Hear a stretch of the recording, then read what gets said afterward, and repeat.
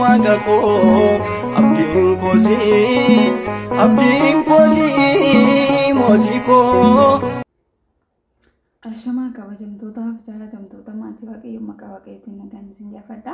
Akkam bultan akkam turtan akkam saatana firootana jedhan nagaa keessan anjara galanii waaqayyoof haa ta'u nagaa fayyaa koodhaa baga jiraattanii baga nagaa taatanii ameen. Waaqayyoon akka badii balleessa keenyatti cubbuu keenya gidiraa keenya nurratti lakkaa'in akka arjuma salalisaatti eegee nutis keessaa kanaaf firoo kanaan kan nuti maqaa waaqayyoo keenya kan kabajameef kan ulfaate nuuf haa ta'u ameen. Akkasumas immoo isa yaamannee shin gambraan af deessu waaqayyo haadhatenya gulguleetti dubara maaramidhaaf ulfinni kabajnishiidhaaf haa ta'u ameen. Akkasumas immoo ergamoota wareegamoota toloota raajota barsiisota akka waaqayyoon kennaa isaanii kennan dhuma isaanii ulfinni kabajni isaanii haa ta'u ameen. Akkasumas immoo wareegamoota toloota raajota barsiisota waaqayyo dhuma isaanii kennaa isaanii galanni ulfinni isaanii haa ta'u. Akkasumas immoo bagaayaan toggaaf jaan kabajamee lungurraa yaarraa yaadatamee walitti gee walumaan ittiin dhugee egaa hordoftoota akkoo kabajamtootaaf jaalatamtoota hordoftoota maatii hordii hunduma keessanuu baga nagaa taatanii arraleen immoo viidiyoo biraatiin qabadee dhufee dhingada warroonni sagaleen kee hin dhagahamu naan jettanii har'a tasfaan godhadhaa hin dhagahama jedhee nan yaada. Har'a immoo piraankii wayiitiin dhufee viidiyoo tokko akkuma beektanii piraankii gochuuf haalee jira obboleettii teenya takka obboleettiin takkaaf bilbileen piraankii irratti hojjechuuf inni yaala jira. Ishiinis immoo kabajamtuuf jaalatamtuu obboleettii teessan kan taate Boontuu chaanaaliidha. Piraankiin irratti godhadhee kan yaala jira. Ishiin hin beektu saniif amma dabaleen itti haasaa waan ishiin hin jettu immoo walumaan dhaggeeffanna na waliin tura.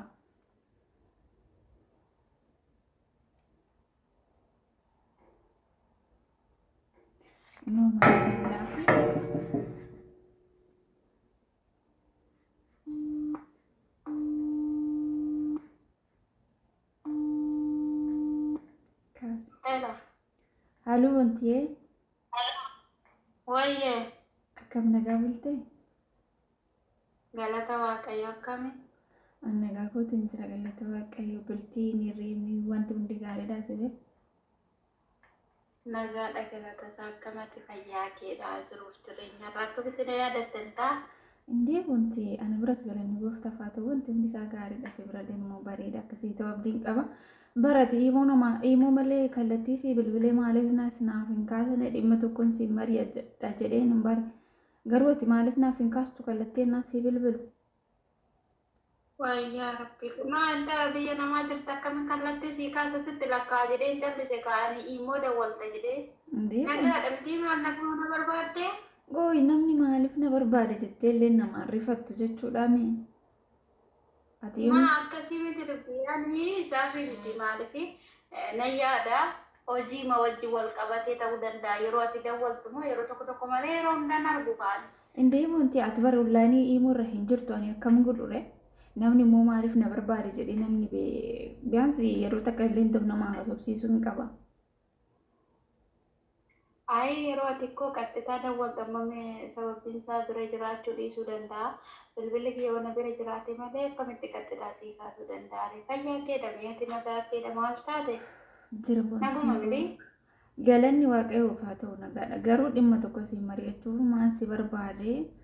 Atis immoo eeyyamamtuu akka hin taane sirraa baradhu innaa bilbiltuu si bilbiluun kaastu immoorras immoo badaa hin seentu har'a akka carraan naa kaaste bara. Maalo akkuma beektu YouTube makaan oliif gadi marra malee makaan wajjiniin maramna malee maasii kaasuu dhiise jettee obboleettii koo. Innaa siifi kaasaa kanammoo ittiin deebi'u kaadhaaf immoo dhiifama. Innaa akkasisiin jedha Ameerikaan agumanii barbaadde qastuutiyyaa ani immoo kaa'allee waan ati rakkattee jirtu natu beekamu waan an beekuun qabu kaa'e. Innama sirriidhaan wanta beektu hin qabdu garuu namni tokko yoo tadagaagamee namaa bilbilu irra deddeebi'uu namaa bilbilu namni kun maal rakkatee namaa jedhanii namaa yaaduun hin barbaachisu Bontie yoon dhugan garuu baadhe. Barbaachisa garuu dhiifama kaayoo bira hin jirre moo maal goota kushiinaa gandaa keessa jirra mana keenya miti kan jirru maatii biraa miti kan jirru yeroo tokko sokkaa maatii bira jirtu bilbilli yoo argite malee yookiin moo maallaqa keessaa qabaatte daftee deebista. Biyya keessa jirru immoo murteessa dhabe ati hin jirtu beeruu tan hin jiru omaan kanatti walitti dhufuu dadhabee deebisee dawwaluuf immoo hin dandeenyu waan ta'eef dhiifama qaba. Ayyee bontee koo rakkoon qabannu guddaan irratti argachuu kooti. Garuu maal jedhee akkasitti hin beeku bontu dhugaan baay'eetti na dhiphisaa jira. Dhiphina irra moo sitti mee? Yuutuubiidhamoo maal ta'e yuutuubiin kee? Footoo yuutuubii ta'e himma ijoollee baay'eedhaan mari'adhaa yuuti sila jechuun beeku an dhugaa natti ulfaata garuu akkamitti jedhee akkasitti immoo kophaarra moo dhiphachuu irra sitti meeyyuu furmaata argadde jedhee tanan gara kee dhufe irra beekumtii. Maarree lubbiyyatti yaa waan furamu yoo ta'e mana furuu danda'a waaqa gaditti maal rakkoon jiraree natti hiikamaa taate waaqayyo rakkina nurraa geessu. Inni maa hin furamu wanta furamudha garuu wanatti ulfaate beektee maal jedhee tasitti maa akkamittiin immoo siin mari'adha jedhee garuu moo bakka ishee obsuu hin dandeenye sitti mee waan ati naan jettu waan jedheen bakka isheetu hangaa sitti mari'adha jedhee irra si bilbilee maal jedhee akka jalqabu garuu hin beeku gaa. Aayisoo shumaa rakkoon tokko hin jiru namaa fi yoo ulfaate garuu waaqayyo immoo waan hunduu salphaa akka ta'e ni beekta. Kanaaf iyyuu immoo namatti ulfaate malee waaqayyo biratti salphaadha. Kanaaf dhiphachuu keerramoo waan jiru natti himte waan si gargaaru yoo si gargaare si bira dhaabbadhee rakkoon qabu maal taate amma siffadhu na cannattee yoo anaanchi. Ayi boonteetee hinti cannaqini garuu wantuma furamuudha wanti furmaata hin qabne immoo hin jiru beentu tarii natti ulfaate malee sitti immoo ulfaachuu dhiisuu danda'a. Sitti nama dhugaa si sanumaafis bilbilee kinoo ijoollee dingada suuraa lama sanaan argine.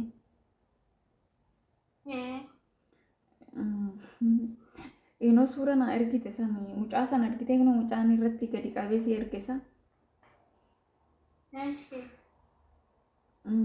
Jaaladhe akkamiin godhamee natti. Maal jette Yoordii? Nageenya moo? Agayeera garuu irra naa deemee jechuu barbaade mucaan asirratti gadi qabde koo abbaa manaa kootti dubbii. Abbaa manaa keeti moo?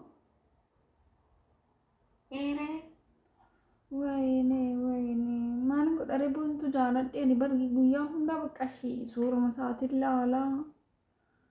Ani abbaa manaa kee ta'uu hin beekne bara.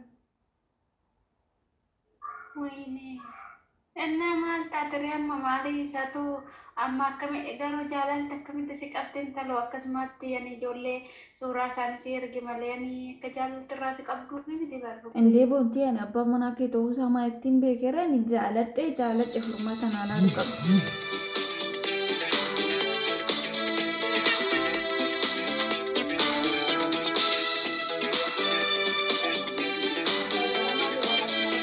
Nagrati dalam marak bisa yang masalah wasil kiri mangkal. Karena aku masih tinggal bareng yang masih boya lebih ya masih jadi kam masih deh bisa karun ulfata. Nisa malah sih god akansi akan god itu sih guru dan dami nanti hal kami sih tersaru. Indee boontii ani barra akkamiin godharee maaliin godharee boontuu rakkinnaan hangara kee dhufe ani immoo abbaa manaa kee ta'uu isaa hin beekne waan ta'eef bakka shoda argite halkan hirriiban qabu ganamas guyyaa suuruma isaatiin laalaa ani immoo abbaa manaa kee ta'uu isaa hin barreega.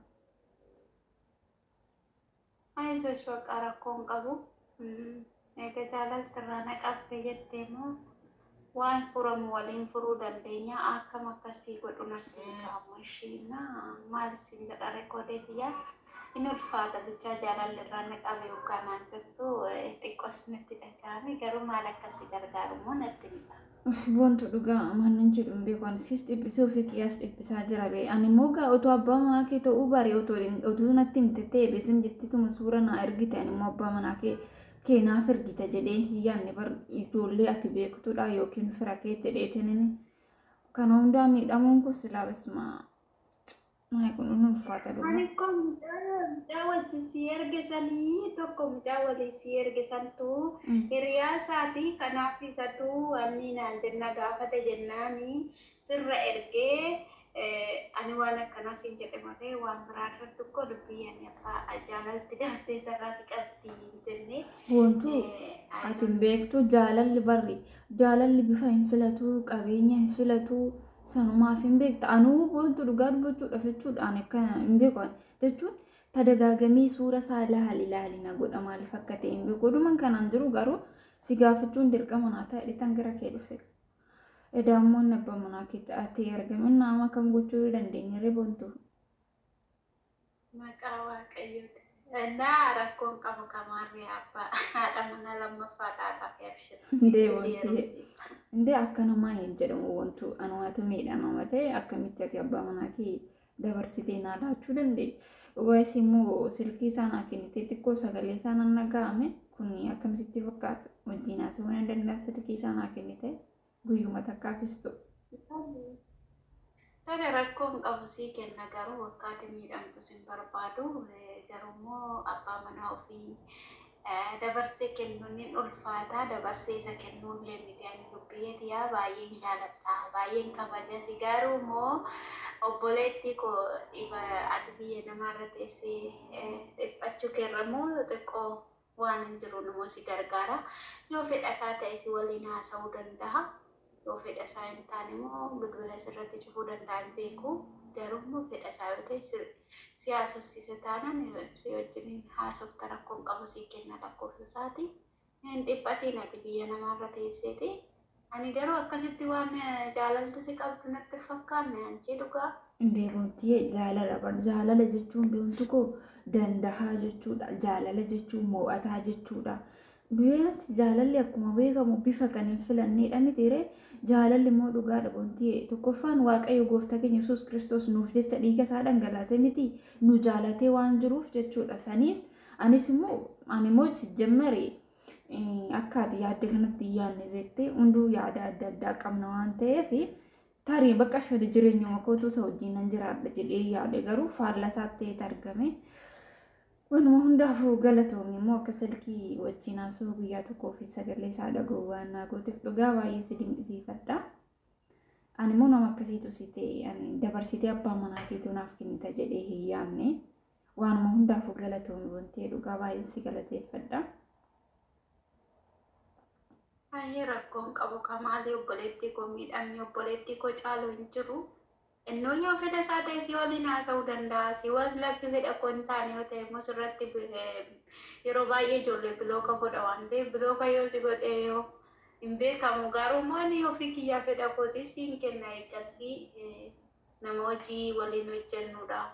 Nama onlaayinii kanarratti walitti dhufnee hojiidhaan waliin tattaafachaa waliin kiroomii keessa bulaa ture garuu miidhama kee waan hin barbaanneefidha waan ta'eef.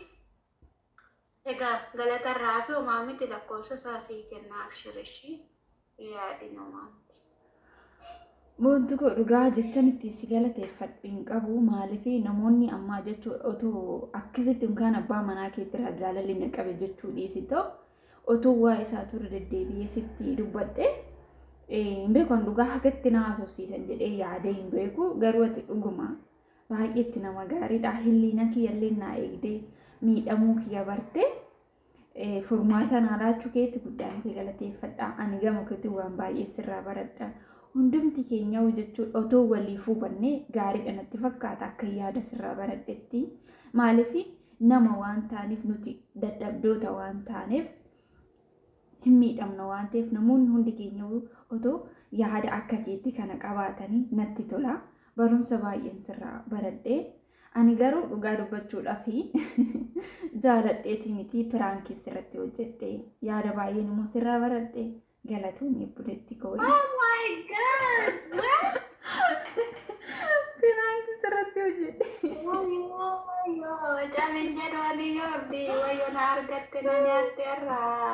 Odaa piraankiin irratti na jettan ijoolleedhaan jedhu na argatte anchi. Si hojjedhe. Camin jedhanii yoo. Wantu si argateera ani garuu wantu piraankii sirratti hojjechuun koo yaada baay'ee sirraa baradhee barnoota baay'ee sirraa baradhee dhugaa dubbachuudhaaf jechuudha wantu koo guddaa galatoomii guddaan si jaaladha guddaan si kabaja gaarummaa kee kana akkanumatti noorii namaaf. Viidiyoo waraabaa jirta moo akkamii? Viidiyoo waraabaa hin jira badhe duratti kabajamtoota hordoftoota kootti himee hin jira fuulduratti piraankii nan hojjedhan jedheeni inuma sirratti hojjedhe. kabajamtoota hordoftoota yoordii chaanaalii kan taatanii piraankiin pointu keenya kana hundumti keenya gaarummaa keenyaaf yookiin waliin yaaduun keenya itti hafuuf warroonni sagalee ishii dhageessanii yaada irraa barattanii kominti jalatti nuuf kaa'ii manni ishii immoo pointu chaanaalii jedhama. Akkasuma warri maatiin taane maatii ta'aa fi jajjabeessaa dhugumatti obboleettiin teenya obboleetti gaariidha. Ishiin abbaa manaa ishii dabarsitee naaf kennitee ani miidhamuu koo laaltee jireenya biyya ormaa kootti wanta ani miidhamte jettee yaaddeef lakkoofsa isaallee siifan kenna wajjin haasa'inaan jette abbaa manaa ishii jechuudha. Kanaafuu barnoota keenya kanarraa viidiyoo keenya kanarraa hosin immoo maal barattan kanan jedhu dhaamsa kootii viidiyoo keenya laayik sheer nuuf godha agadhumaatti nuuf dhageeffadha. Piraankii biraatiin akka walitti deemnu turtii gaarii. Ati yoo dhaamsi kee maal dhabuuntu kabajamtoota keenyaaf? Wayne dhugaan bakka waan jedhu siniin dhabe beektaa maaliif rakkinni yookiin immoo jaalala waan iddoo kanatti ani namoota baay'eetu waan akkanaa ta'e wal rakkoo garaagaraa irra mudate ani immoo bakka andi oguma jaalalti irraa qabdi mucayyoo jedhee bakka kanatti ani waan biraa akkuma obboleetti kootti si yaadeetu mani suuraa sasii dabarse malee waan biraa yaadee miti beektaa. Kanaaf inti akkamitti kana yaadde jedhees keessa kootis dhufe. Maaliif immoo guddaatti yookiin immoo rakkinni hin caalu waan ta'eefu yoo inni tole sii jedhe. Ani garuu waan akkasii naan jettadhee sirraan eegne beektee bakka saniitti jechuun akkamitti abbaa manaa narratti jaalatti yookiin jaalalli ishiirra na qabe jettee natti dallantaa yookiin bolookii na goota jedhee yaade garuu ati haalan ani yaadni na gaafatte garuu keessa keetti naaf yaadde akkasitti wannoo naa jechuu keetti dhugaa waa'ee si danqisiifadhe. Ayyee rakkoon qabu dhugaan abbaa manaa koo jibbee yookiin immoo waan biraatti yaadee miti daawwattoota yoordii maaliif miidhamni obboleettii kootii hin caalu jedhee kanani malee abbaa manaa koo baay'een isa jaaladha baay'een isa kabaja. Otoo sarara inni dubartii lama na fuudha jedhee numan isa fuusisa maaliif sababbiin isaatis mirga isaa eeguuf qaba kan jedhudha. Kana waan ta'eef egaa ka viidiyoo kana immoo akkuma dhageessanii na argattee jirti anallee na jajjabeessaayi mana kiyyallee kootta warri maatii koo hin taane kanaaf obboleettii kiyya ulfaadhu kabajamita kana na fattan teetta akkuma gaarii sana argatteetta. Innaa like share subscribe gochuu hin dagatinaayi hundumti keessaniyyuu ninja maal akkasin jedhuun beeku galatamiyya waan nyaama siif ta'ee jira. Dhugaa baay'ee anillee baay'ee si galateeffadha yaada akkasii sirraa argachuu kootii fi na cinaa dhaabbachuu keetii fi na jajjabeechuu keetii fi guddaan si galateeffadha ulfaadhu naa jiraadhu obboloota koo viidiyoo biraatiin akka walitti deemtu turtiin keessan waliin haa ta'u yoordii yuutuubii akkasumallee boontu chaanaalii galatooma hundi keessan hanga viidiyoo biraatiin walitti deemnetti. Waaqa koo abdiin koosii abdii